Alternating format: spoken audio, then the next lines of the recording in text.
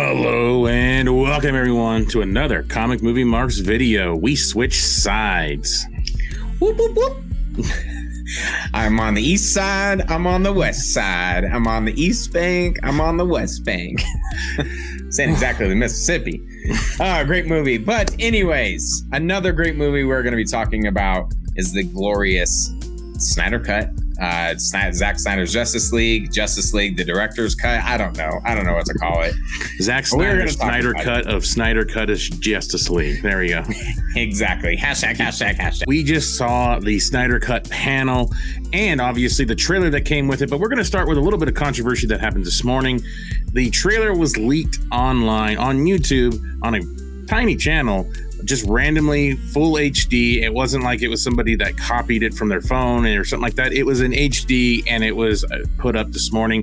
And kind of the funny thing is that when I saw it got posted by somebody, I really wasn't paying attention. And I clicked on it. I'm like, wow, this is really weird that they would post this trailer this morning before the panel. I thought I was in my mind, I'm thinking like this kind of kills a little bit of the panel. That's odd. But Snyder knows what he's doing. So sounds good to me. I watched the trailer this morning and then I tell Shane, it's like, hey dude, let's do our reaction to the trailer. And he's like, are you sure it's leaked? And I'm like, wait, it's fucking leaked? And I go back and I look at the channel name. I'm like, oh shit. Oh man. Like I was so captivated and just so determined to see the trailer. I didn't even realize the channel's name or what was going on.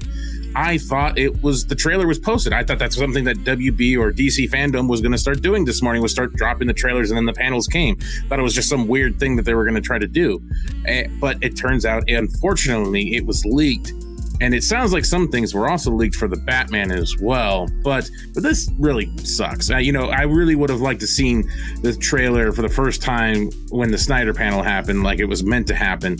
But we got to see it. And then you have to kind of like, you got to be respectful to the situation. You don't post pictures. You don't fucking put things out there now because it's leaked and you don't want to ruin it for other people. And that because it got pulled down fairly quickly afterwards. So then you have to kind of like clam up about it. And you're like, well, thinking about it like, well, shit, I want to talk about this. I want to talk about it. But I better just shut the fuck up because I got to wait until the panel comes out. Yeah, exactly. Be respectful of others and wait for it to actually get dropped as it was initially intended.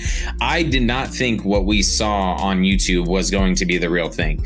Initially, when I looked at it and I saw the channel, I'm like, this is probably someone just creating their own thing as what we've seen. Yeah, you can Google the Batman trailer right now long before or YouTube search it long before the panel even drops, and you're going to get some ones that people are creating on their own. So that's what I was thinking. I watch it and I'm like, holy shit, this is the actual thing. And it's, all in its gloriness. And I watched it again along with the panel, and it's even better on a bigger TV aside from my phone that I initially watched it on. But it's one of those unfortunate things. And I guess some person who's much smarter than me somehow was able to pull it from an embedded code. I don't even know.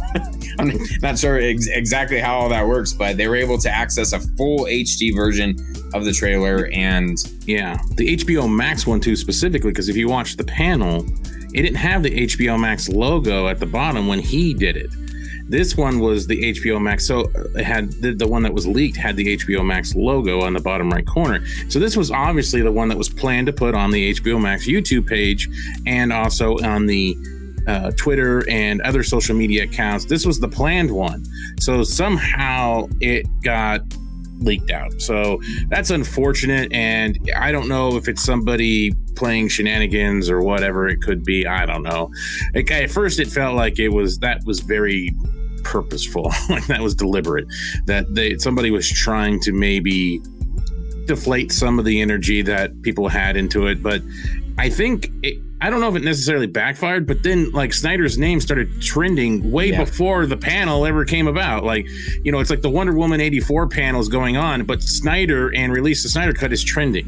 And so it kind of, I don't know, it generated a good amount of buzz in the morning and kind of kicked it off in a way and kept people talking about it.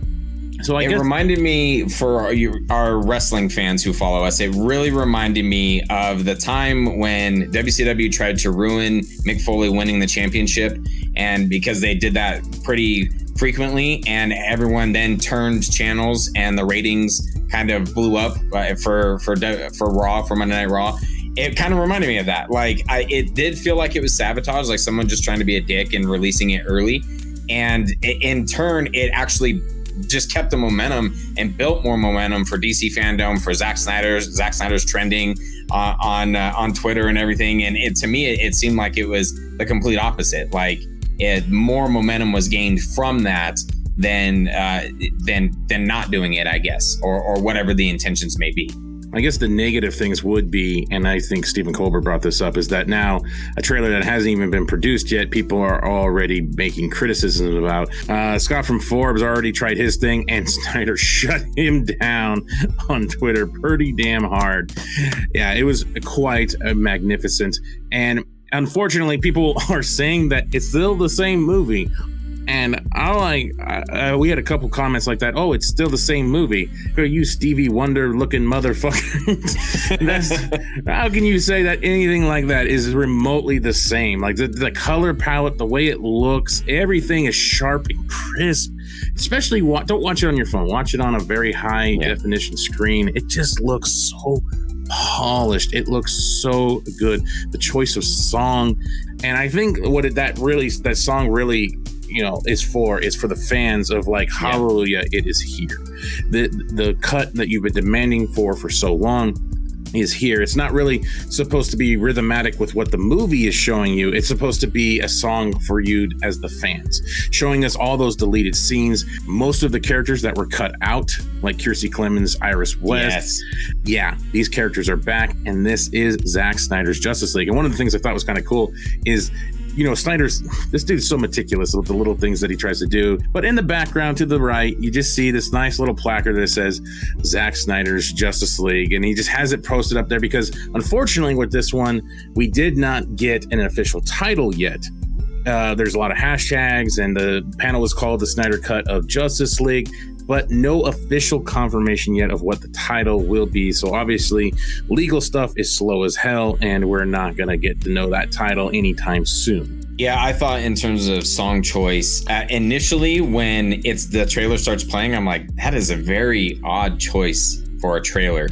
And then, as you mentioned, as the trailer progresses, you're like, that it's not supposed to be necessarily for the trailer. It's for the fans. It's for him and everyone who was involved in this whole movement and everything. Such a powerful song and so many powerful moments just in this trailer. And I'm not ashamed, not ashamed, or both. I'm not ashamed to say that I got a little choked up in multiple moments of watching this trailer, not just because of what was accomplished and that we're finally getting it, but the moments with Victor and Silas Stone, where Clark, Kal-El, whatever you want to call him, grabs onto Lois and Martha and he hugs them in the fields. Something that we did not get to see. Lois and Martha hugging and embracing each other. Like, there's so much emotion in this freaking film. Something that was a part of the teaser with Cyborg, dragging along and the tear falls, and just there's so much emotion in this. And the Hallelujah, even though it was kind of an odd song choice at first, the trailer still hits to the beats of the song. So it's so perfect. It fits so well. And for us who have been along this ride from the very beginning, so beautiful and so just so much emotion. And I just cannot wait for 2021. I hope we make it through 2020. It's been a hell of a year, but this has been the positive side of this year, is that this is finally happening, and it's so great to see. And for the dumbasses that think that this is going to be the same film, I don't know what it is that you're watching, because just in this small clip, I've already took so much energy and emotion out of this teaser trailer than I did from the entire Justice League catastrophe that we got. This has got to be one of the best trailers I've ever seen. Teasers, I mean, it goes right along with that BVS one, and it just hits you so many levels. I like Shane, I actually got a little welled up when they show the pan shot of all of them standing in a line. Black suit Superman, the way the light right now. Him. That moment right there, when I saw that, I felt like that not only is the league's victory, but the fans' victory as well when I saw that. And I was like, oh shit, man, like that hit me hard when I saw them all lined up and Henry Cavill's face not looking mangled. Right. It looked right. It looked in a great suit. Oh, it looks so good. And it's amazing to me that people can still shit on it. I guess I shouldn't be surprised, but I guess the people at the end of the day will always have their bias or whatever. They won't accept things. It's just a darker, gritty version of the same movie we saw in 2017, apparently. But yeah, that way that hit at the end there. And then, of course, the only dialogue we actually do get in it is Batfleck making one of those statements that Snyder has made from very early on when we've been trying to campaign for this. It worked out so well. And I'm so happy that this is going forward. And it's going into the direction that we couldn't even imagine years ago. You know, we thought the 214 cut was what we need to strive for, but because of what's going on, he's got carte blanche. It's beyond that now. It's beyond that. And as he confirmed in this, it is going to be 4 episodes, 1 hour each. And then the 5th one is going to conclude with the whole movie being shown. So it's going to be put together. Might have an intermission in there. He didn't confirm that, but that's some things that we've heard. Let's all go to the lobby. Let's all go to the lobby. Let's all.